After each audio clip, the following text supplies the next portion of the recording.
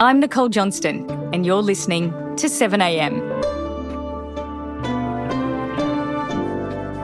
It's been a war of shifting deadlines for President Trump, and his third one expires this morning. The president's demanding Iran reopen the Strait of Hormuz, or the US will strike every bridge and power plant in the country. Destroy all this, and you destroy Iran. Today, Rachel VanLandingham, a former military lawyer in the US Air Force, on Trump's case for targeting civilian infrastructure and what's it all mean for international law. It's Wednesday, April 8.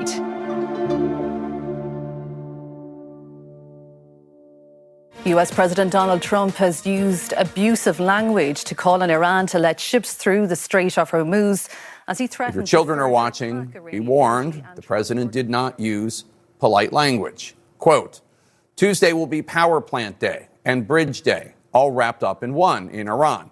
There will be nothing like it. Open the fucking strait, you crazy bastards, or you'll be living in hell. Just watch. Rachel, when Donald Trump made this threat to hit each and every one of Iran's power plants, what did you think of that? Was that just another empty threat from Trump, or is this something that the US will actually do? Well, I sure hope they won't do it, because they'd be committing war crimes for which there are no statute of limitations and there's universal jurisdiction. It did seem to be more than just an idle threat, because the press briefing that he gave that was ostensibly focused on the successful rescue mission of a downed pilot. But during the question and answer session, he made it very clear that every bridge in Iran will be decimated by 12 o'clock tomorrow night, where every power plant in Iran will be out of business, burning, exploding, and never to be used again. I mean, complete demolition. And then he made comments about, bombing back to the Stone Age and that they'd be set back for 100 years, et cetera. Do I want to do that? No. Do I want to destroy their infrastructure? No. It will take them 100 years to rebuild. That is not just empty rhetoric. That is a threat to engage in a war crime. It's technically called the war crime of indiscriminate attack. So we don't just go after every single bridge and every single power plant. We have to show that, first we're going to determine whether or not it's what we call a lawful military objective. But fundamentally, the threat to destroy, and he didn't say disable, he said he was going to destroy each and every bridge in Iran, each and every power plant in Iran, is threatening to commit the war crime of indiscriminate attack. Second, it is impermissible to intimidate the civilian population during time of war by violence. The reasonably foreseeable consequences of President Trump threatening total warfare against Iran by destroying every bridge and every power plant is that the civilian population will be terrified. Why? You need electricity to live in the modern world. You need electricity to run hospitals. You need electricity to purify your water. And so it's really horrific what he's actually threatened to do. So, Rachel, what are the justifications that the US could use if it wanted to go after these power plants? Because it's not the first time that we've seen civilian infrastructure struck during a war, for example, Gaza and Ukraine. So there must be some way that countries are trying to justify it. Well, I definitely wouldn't use Gaza as a role model for how to abide by the law of armed conflict, and I wouldn't use Russia attacking electrical grids in Ukraine as a paragon of virtue either. The United States has roundly condemned Russia for committing war crimes. There have been numerous credible reports of hospitals, schools, theaters, etc., being intentionally attacked. The United Nations and other credible observers have confirmed hundreds of civilian deaths, and we believe that the exact civilian death toll will be in the thousands. However, individual bridges, individual power plants, despite being originally civilian objects, can become a lawful military objective.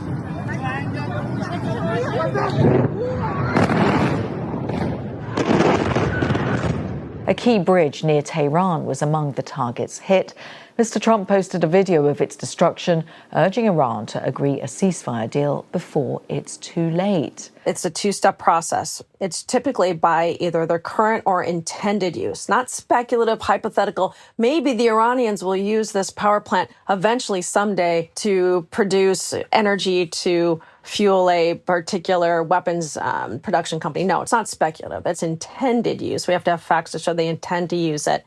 Second of all, the attack, right, the strike here, the destruction that President Trump has promised, has to provide a definite military advantage. That's not the end of the analysis. If a power plant's only providing electricity to a military base, it's an easy lawful military objective, take it out. But that's not what we're talking about. We're talking about these power plants that produce electricity that is civilian infrastructure, for civilian cities, civilian homes, civilian hospitals. The United States is required to take all feasible precautions to mitigate the impact of that military strike, that action, on civilians. Then the last question becomes, okay, even using all feasible precautions in attack, we have to consider whether or not that civilian harm is excessive compared to the direct and concrete military advantage to be gained by taking out that power grid.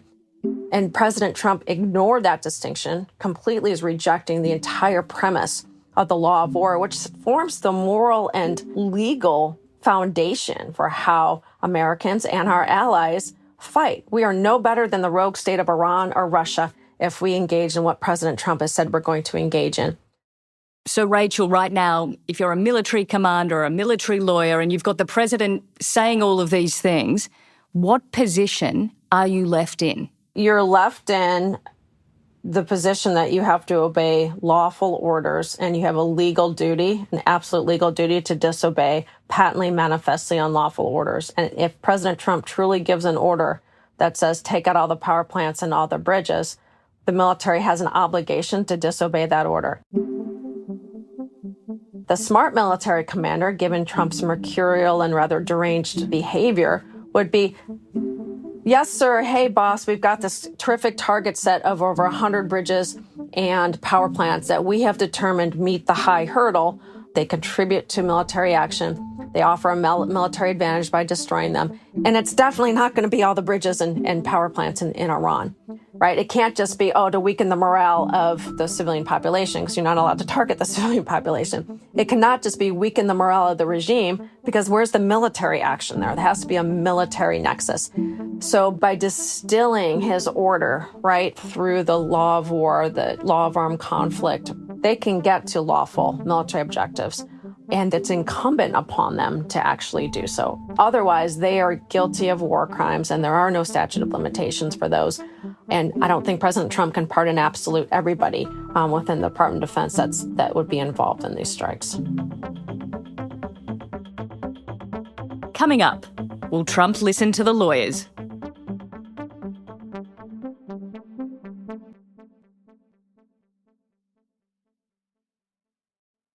Rachel, if we could take a step back for a moment.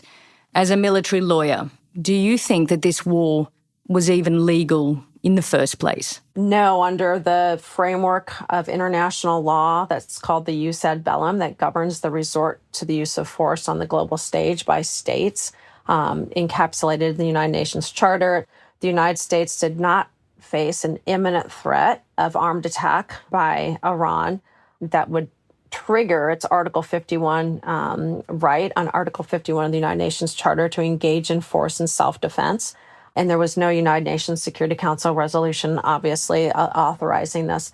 The best argument the United States could make is that it simply joined an ongoing international armed conflict, an already ongoing war between Iran and Israel. And so we joined an ally. But I don't buy that argument. There were no objective indications that there were ongoing hostilities. So I do think this is a war of choice. However, the law of war doesn't care who started the war, who's the aggressor and who's not, because its purpose is to minimize human suffering in war, starting with civilians first, but also starting with those service members that are fighting for their countries. Rachel, do you think that anyone in the Pentagon right now is really sitting back and assessing the legality of these strikes? Yes, because we have military lawyers, and I was one for a long time, whose job is to assess strike packages. The Geneva Conventions require that commanders have legal advisors available to them and opining on things like target packages, despite the fact that Secretary of Defense Pete Hegseth fired the top military lawyers of the services. So ultimately, I want the best possible lawyers in each service to provide the best possible recommendations, no matter what, to lawful orders that are given. And we didn't think those particular positions were well suited. And so we're looking for the best. He did that soon after taking office, thereby sending a message saying that, I don't want obstacles in my way. I don't want any roadblocks. Well, guess what? The law is a roadblock. Do you think that Trump will pay any attention to what they come up with, legal or not legal? Or he's more likely to just go ahead and do what he wants? Well, Trump has his sycophants around them, including those at the Department of Justice and the Office of Legal Counsel, who already wrote a legal memo, a laughable legal memo, that's classified, still hasn't been released, but parts of it have been discussed in the open media, saying that it's lawful to kill civilians, to kill alleged drug smugglers outside of the time of war. But those military lawyers don't have access to the president. Usually the military lawyer is advising their commanders. The chairman of the Joint Chiefs of Staff, whom I also don't have much faith in, I guess he was put in that position because President Trump thinks he's pliant.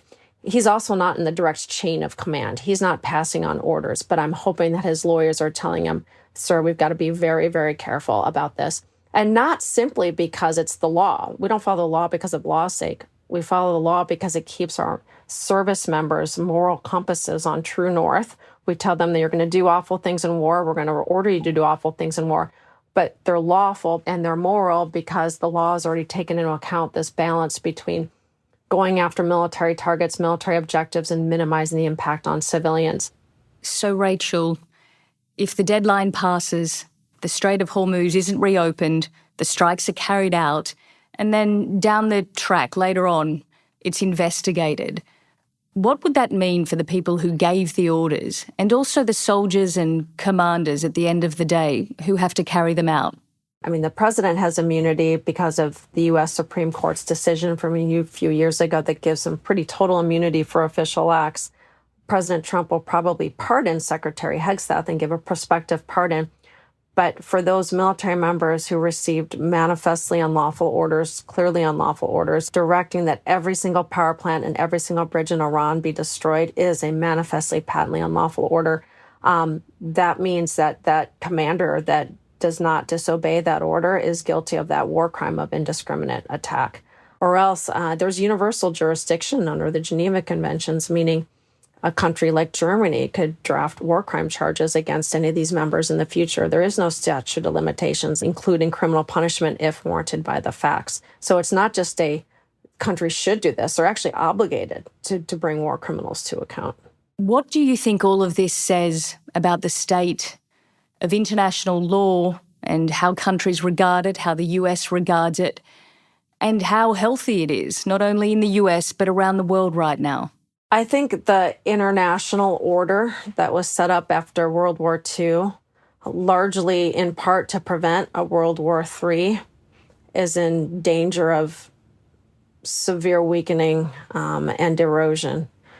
And not only the disregard for using force to try to get what you want, that's dangerous enough as it is. But then the threats by a sitting United States president to engage in total warfare. So today I see a rejection of international law. If we have a Secretary of Defense that says we're not going to fight by stupid rules of engagement. We fight wars to win, not to defend. We unleash overwhelming and punishing violence on the enemy. We also don't fight with stupid rules of engagement. We untie the hands of our warfighters to intimidate, demoralize, hunt, and kill the enemies of our country. Really? Are we targeting children now? Are we targeting civilians? Do we not care about the fundamental premise of the law of war that we're going to fight honorably and only go after military objectives and military personnel? We're going to say none of that matters? Well, then we are no better than Iran. We are no better than Russia. And the United States is entering into and leading the entry into dark, dark times. And that's frightening. Rachel, thanks so much for talking to us today. Thank you so much for having me.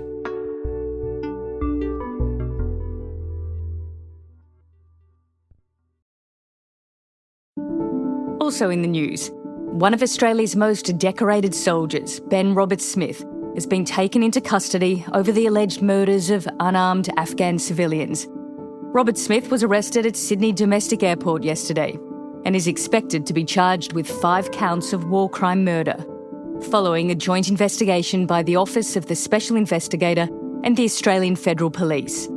It follows Mr Roberts-Smith's failed defamation case against 9 newspapers, in which the federal court found on the balance of probabilities that he was involved in the murder of 4 unarmed men.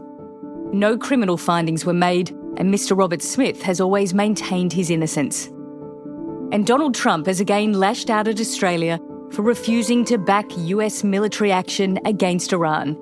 The US president has accused several allies of benefiting from US protection while failing to return the favour, naming Australia alongside Japan and South Korea. When asked precisely what Australia had failed to provide the US, Prime Minister Anthony Albanese said that wasn't a question for him to answer, but stated he wants to see a de-escalation in the conflict. I think it's very clear that any further escalation needs to be outlined what the objective is. So we've called consistently. We haven't changed our position of calling for de-escalation. I'm Nicole Johnston. This is 7am. Thanks for listening.